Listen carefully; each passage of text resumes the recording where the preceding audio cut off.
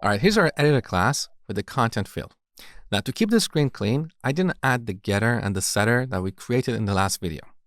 Now, the simplest way to solve this problem is by introducing a new field called previous content.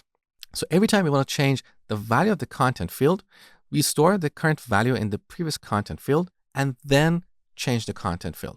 That's a very simple solution and it works. However, with this approach, we can only undo once. If you want to be able to undo multiple times, we need a list. So we should rename this field to previous contents, note the plural name, and the type of this field is going to be a list. That's a reasonable solution. Now, what if sometime in the future, we introduce a new field like title? So our editor window is going to have a content and a title. Now, to support the undo mechanism, we need another field like previous titles to keep track of all the changes to the title field. Now, as you can see, this solution is not very extensible.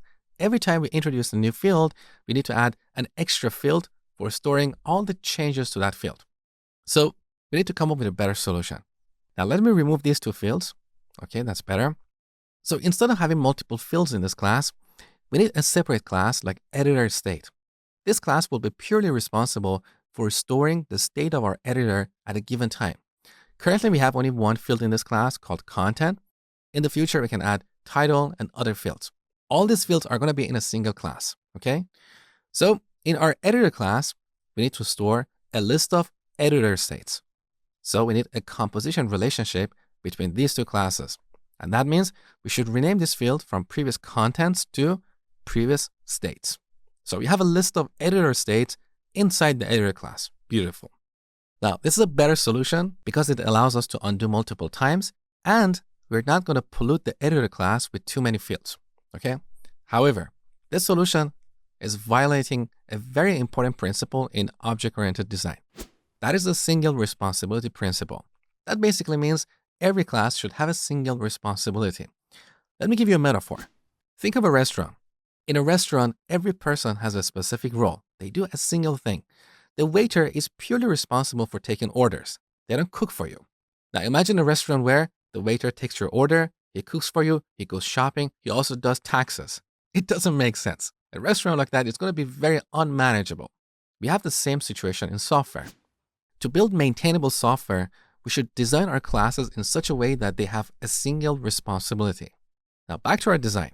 Our editor class currently has two responsibilities. One of them is state management. The other is providing the features that we need from an editor. We need to take all the state management work outside of this class and put it somewhere else. So we shouldn't have this field inside this class, previous states. Let's delete this. That means we're not going to have an association with the editor state class. So delete, that's better. We need to introduce a new class called history. This class will have a single responsibility, and that would be state management. So it will keep track of the changes in the state of the editor, okay? Now in this class, we need a field called states. This is the field that we previously had in our editor class, okay? So we have this field here, and that means we're going to have a composition relationship with the editor state. The history class is going to store 0 or more editor state objects in a list, okay? We also need two methods, push and pop. With push, we add a new state in the history, and with pop, we remove and return the last state. Now, technically, we could use a stack here instead of a list, but that's implementation detail. Let's not worry about it too much at this stage. Now that the editor class no longer stores state objects internally, we should give it two new methods, create state and restore state. The create state method stores the current state of the editor inside a state object and returns it. So we call this method and say, hey, save your current state and give it to me. We'll get an editor state object. Then we call the push method of the history class and say, hey, history, save this state. This is how these classes collaborate, okay? The restore method takes a state object and brings this editor back to that state. So it will reset its fields based on what we have in this state object. Now look at the type of relationship we have between the editor and the editor state classes. We have a dependency relationship. That means the editor class uses the editor state because the create state method returns an editor state object, okay? Well, congratulations. You came up with your first pattern. This is called the memento pattern. We use the memento pattern to implement undo mechanisms in our classes.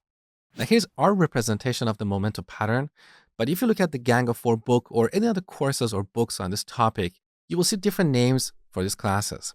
The editor is called the originator, the editor state is called the memento, and the history is called the caretaker.